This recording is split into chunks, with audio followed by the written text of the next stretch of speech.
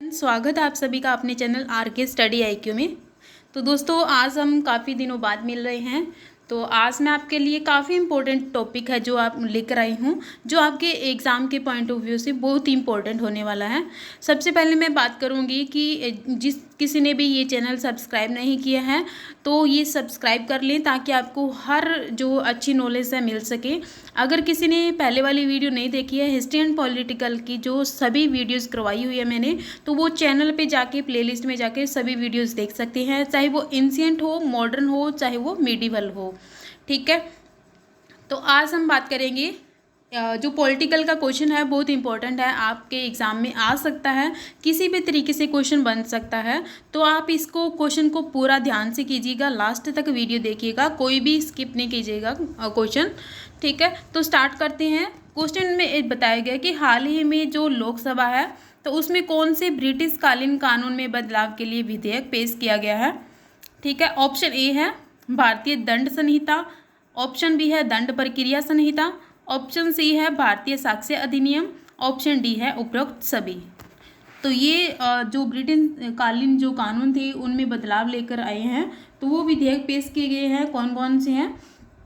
तो वो उपरोक्त सभी, ये तीनों ही जो कानून है वो लेकर आए हैं। कहाँ पे लेकर आए बात करेंगे, तो वो इस क्वेश्चन में दिया गया है आपको लोकसभा में। कहाँ पे पेश किया गया है? लोकसभा में पेश किया गया है। भारतीय दंड संहिता, दंड प्रक्रिया संहिता और भारतीय साक्ष्य अधिनियम। तो ये तीनों ही जो कानून थे, विधेयक थे, वो जो ब्रिटिश कालीन कानून बने हुए थे, इसमें अभी तक कोई भी चेंज नहीं किया गया था भारत के द्वारा। तो अब इस कानून में चेंज किया गया है। अगर हम बात करें कि इन जो विधेयक है, ये तीनों विधेयक है, तो वो किसने पेश किए हैं? तो वो किए हैं हमारे गृह मंत्री जी हैं अमित शाह। इन्होंने ये तीनों बिल पेश किए हैं। कहाँ पे पेश किए हैं ये आपको बता ही दिया, लोकसभा में। ठीक है, तो ये क्यों पेश किए गए हैं? क्योंकि ये अंग्रेजों ने बनाए थे कानून, तो इसमें चेंज करने के लिए हमारे भारत ने इसमें चेंज किया है कुछ। तो अब हम बात करेंगे कि इसमें क्या क्या चेंज किया गया है, इन कानूनों को कब लागू किया गया था, किसकी अध्यक्षता में किया गया था, और अब इसमें क्या चेंज है, क्या रिप्लेस किया गया है। तो ये हम सभी डिटेल्स से पढ़ेंगे। ठीक है, तो इसका उपरोक्त सभी होगा, तीनों ही है जो कानून है विधेयक पेश किए गए हैं इससे संबंधित है। आपने ध्यान से पढ़ लेना है ऑप्शंस को। ठीक है, सबसे पहले हम बात करेंगे भारतीय दंड संहिता के बारे में।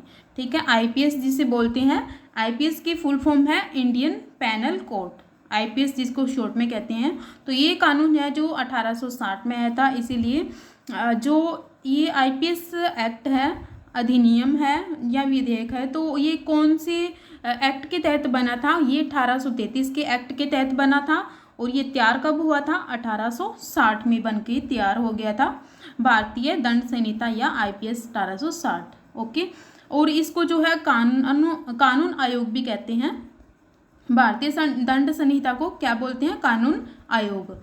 और अगर हम बात करें कि जो कानून आयोग है इसके अध्यक्ष कौन थे, वो थे लॉर्ड मेकाले।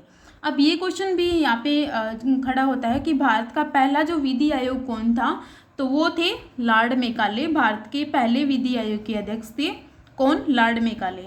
ओके, तो ये जो कानून है वो कब हुआ था? 1860 में लागू हुआ था, बन के तैयार हुआ गया था।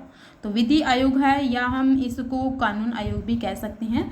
तो इसकी स्थापना किसकी अध्यक्षता में हुई थी? लॉर्ड मेकाले की अध्यक्षता में। तो ये क्वेश्चन आपके एग्जाम में किसी भी तरीके से बन सकता है कि IPS जो है 1860 है वो कौन से एक्ट के तहत लागू हुआ था और इसकी अध्यक्षता किसने की थी, इसको क्या बोलते हैं? कानून आयोग बोलते हैं, विधि आयोग भी कहते हैं इसे। और कब बनकर तैयार हुआ था? 1860 में। अब बात करते हैं, मेजर पॉइंट आता है हमारा कि इसके स्थान पर भारतीय दंड संहिता 1860 के स्थान पर इसे रिप्लेस किया गया। क्या नाम दिया गया इसका नया? तो वो है भारतीय न्याय संहिता बिल 2023। ठीक है, क्या नाम है? ये हमारे लिए काफ़ी इंपॉर्टेंट है, भारतीय न्याय संहिता बिल 2023 इसका नाम रहने वाला है अब। ठीक है, तो ये था मेन जो पॉइंट इसके। अब हम जो है नेक्स्ट जो एक्ट है, अधिनियम है, उसकी बात करेंगे। CRPC जिसको फुल फॉर्म है कोड ऑफ क्रिमिनल प्रोसीजर। ठीक है, या प्रोसीजर कह सकते हैं। 1898 में ये एक्ट आया था, दंड प्रक्रिया संहिता 1898। ओके, 1898 में जो है इसका बन के तैयार हुआ था या लागू हुआ था ये एक्ट। तो अगर हम बात करें कि CRPC जो है कब लागू, किसके एक्ट के तहत, कौन से एक्ट के तहत लागू हुआ था, वो एक्ट था 1973। 1973 के तहत जो एक्ट है उसके तहत जो है CRPC जो लागू हुआ था। कब लागू हुआ था? 1 अप्रैल 1974 को। दंड प्रक्रिया संहिता 1898 इसको बोलते हैं। और ये लागू कब हुआ था? लागू हुआ था 1 अप्रैल 1974 को। तो इसको रिप्लेस किया गया है, कौन सा हमने जो है नया नाम दिया है इसे भारत की तरफ से, तो ये अपन नाम से जाना जाएगा, कौन से नाम से? भारतीय नागरिक सुरक्षा संहिता बिल 2023। ओके, कौन से नाम से? भारतीय नागरिक सुरक्षा संहिता बिल 2023। ये हमारे लिए काफ़ी इंपॉर्टेंट है, अपने ध्यान में रखना है कि दंड प्रक्रिया संहिता 1898 है, इसके स्थान पे कौन से, क्या नाम रखा गया है इसका? भारतीय नागरिक सुरक्षा संहिता बिल 2023। ओके, तो ये जो नॉलेज है आपको ध्यान में रखना है, कौन से एक्ट के तहत लागू हुआ था, कब हुआ था लागू, और इसको क्या नाम है इसका, और क्या नाम अब वर्तमान में दिया गया है। अगला कानून है, अधिनियम है, विधेयक कौन सा है? IEA 1872, जिसकी फुल फॉर्म है इंडियन एविडेंस एक्ट, भारतीय साक्ष्य अधिनियम 1872। तो इसका जो, इसके स्थान पर जो अब कानून बना है वो क्या है? रिप्लेस एक्ट किया गया है, इंडियन एविडेंस बिल 2023 है, और पहले इसके स्थान पर 1872 था, इसमें लागू हुआ था। अब इसका नाम क्या रख दिया गया? इंडियन एविडेंस बिल 2023 के नाम से जाना जाएगा ये।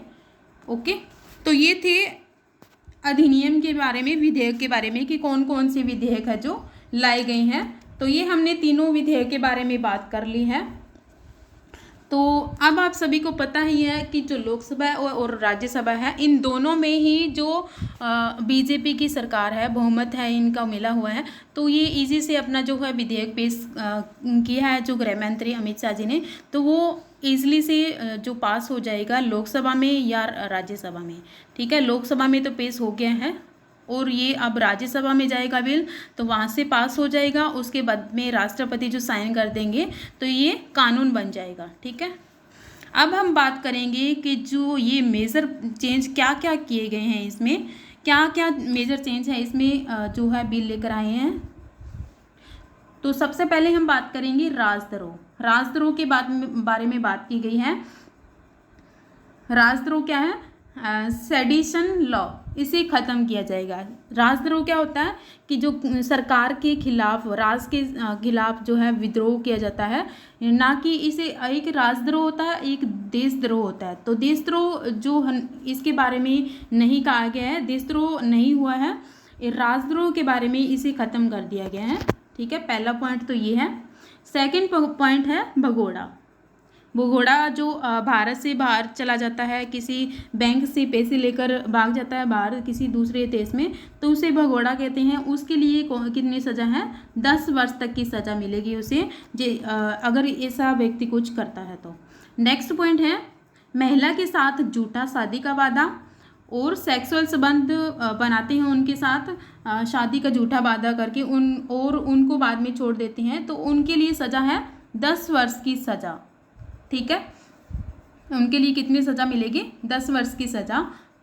अगला पॉइंट है नाबालिग सामूहिक रेप केस। तो नाबालिग समूह रेप केस है, उसके लिए मृत्युदंड भी मिल सकती है। इसमें दो है, एक तो है अगर नाबालिग लड़की है और उसकी उम्र 12 साल है, तो 12 साल की लड़की है, उससे कम उम्र की लड़की है, तो उसको सज़ा मिलेगी उम्र कैद प्लस मौत की सज़ा। ठीक है, उम्र कैद और मौत की सज़ा दोनों ही मिल सकती है, दोनों में से कोई भी। और अगर लड़की है 16 साल से कम, तो उसको क्या है, उसको सज़ा मिलेगी उम्र कैद की। ठीक है, उसको मृत्युदंड नहीं। अगर 12 साल से कम है लड़की तो उसके साथ रेप किया है किसी ने, तो उसको उम्र कैद या मौत की सज़ा होगी। अगर 16 साल से कम है तो उसको उम्र कैद की सज़ा होने वाली है, तो ये ध्यान में रखें। अगला पॉइंट है महिला की निजी तस्वीर शेयर करना। अगर कोई व्यक्ति महिला की कोई प्राइवेट पिक्चर है तो शेयर करता है किसी भी सोशल मीडिया पे, तो उसको जेल की जो सज़ा है मिल सकती है। ओके, अब आगे बात करते हैं, नेक्स्ट पॉइंट है मॉब लिंचिंग। मॉब लिंचिंग क्या होता है? मॉब लिंचिंग के बारे में बात करेंगे तो इसके लिए है मृत्युदंड तक की सज़ा मिल सकती है। मॉब लिंचिंग जैसे हम बात करें कि ये अगर 5 व्यक्ति हैं, उससे 5 व्यक्ति हो या उससे अधिक व्यक्ति हो, वो मिलकर किसी व्यक्ति को धर्म, नस्ल, जाति या समुदाय, लिंग, जन्म स्थान, भाषा या किसी अन्य आधार पर जो हत्या करता है किसी व्यक्ति की, जैसे ये समूह है बना हुआ है, बीच में कोई व्यक्ति खड़ा हुआ है, ये इसको मार मार के 1 सेकेंड इसकी हत्या कर देते हैं। 1 मिनट। जैसे ये बीच में किसी व्यक्ति ने किसी व्यक्ति की घेरा डाल रखा है और इन सभी व्यक्ति ने इसकी मार मार के पिटाई कर दी है, ठीक है, इसको मार ही दी है जान से, तो उनको सज़ा होने वाली है उम्र कैद की सज़ा और या फिर इनको 7 साल से कम सज़ा होने वाली नहीं है, साथ में जुर्माना भी लगेगा, ठीक है। हर एक व्यक्ति को मौत की सज़ा दी जाएगी या फिर उम्र कैद की सज़ा या फिर 7 साल से कम उम्र की जो है सज़ा नहीं मिलेगी और साथ में जुर्माना भी। तो ये आपने ध्यान में रखना है, मॉब लिंचिंग जिसे कहते हैं। नेक्स्ट पॉइंट है हेट स्पीच। हेट स्पीच के बारे में बात करेंगे। हेट स्पीच क्या होता है? हेट स्पीच जैसे हमारे धर्म को नुकसान पहुंचाता है, कोई स्पीच देता है वो हमारी धर्म के खिलाफ स्पीच दे रहा है, तो वो है धर्म नुकसान हमारा हो रहा है, तो ऐसा करने वाला व्यक्ति है उसके खिलाफ जो है 3 साल की उसे सज़ा मिल सकती है अगर कोई ऐसा करता है तो। आगे है स्नेचिंग। स्नेचिंग मीन्स क्या होता है कि अगर कोई व्यक्ति है, जैसे आजकल आम खास बात है कि जैसे चेन खींच के लेके जाना, मोबाइल खींच लेना, कोई बात कर रहा है तो उसे मोबाइल पकड़ के छीन लेता है कोई, तो वो भाग जाता है, तो उसके विरुद्ध कानून बना है कि जो स्नेचिंग करने वाला है, कोई चीज़ छीन के लेके जाता है तो उसे 3 साल तक की सज़ा हो सकती है, इसके अंदर कहा गया है, ठीक है। आगे पॉइंट है चोरी। अगर कोई व्यक्ति चोरी करता है तो उसके संबंध में भी जो कानून बने हुए हैं, ओके। और इसमें एक पॉइंट जो है ऐड नहीं किया हुआ है, हिट एंड रन। इसका क्या मीनिंग होता है? इसके तहत जो जल्दबाजी होती है या लापरवाही की वजह से जो वाहन चालक होते हैं, वो किसी कारण से किसी व्यक्ति की मौत हो जाती है उसके लापरवाही के कारण, तो वो वाहन चालक है वो घटनास्थल से भाग जाता है या फिर अपने आप को जो पुलिस के सामने या पुलिस अधिकारी के सामने मजिस्ट्रेशन के सामने अपने आप को पेश नहीं करता है, तो उसे जुर्माने के साथ 10 वर्ष तक की सज़ा हो सकती है। ये है हिट एंड रन। ये कानून बनाए गए हैं इन विधेयक के तहत, तो ये आपने ध्यान में रखने हैं कि कौन कौन से कानून अभी लागू हुए हैं। आगे हम बात करते हैं कि जो पुलिस के लिए जो है कुछ मेजर पॉइंट है कि 180 दिनों में पुलिस को जो केस है वो कोर्ट में भेजना होगा। जैसे थाने में कोई पुलिस किसी को केस मिला है तो वो कोर्ट में भेजने के लिए इनको कितने दिन मिले हैं? 180 दिन, वो आपने ध्यान में रखने हैं। और हर कोई केस होता है उसकी वीडियोग्राफी है वो भी कोर्ट में भेजनी होगी। तो ये था आज की जो कानून विधेयक बने हैं उनके बारे में डिटेल से हमने बात की है। अगर आपको ये वीडियो अच्छी लगी तो प्लीज़ चैनल को सब्सक्राइब करें, लाइक करें और शेयर करें, ठीक है। Thank you so much.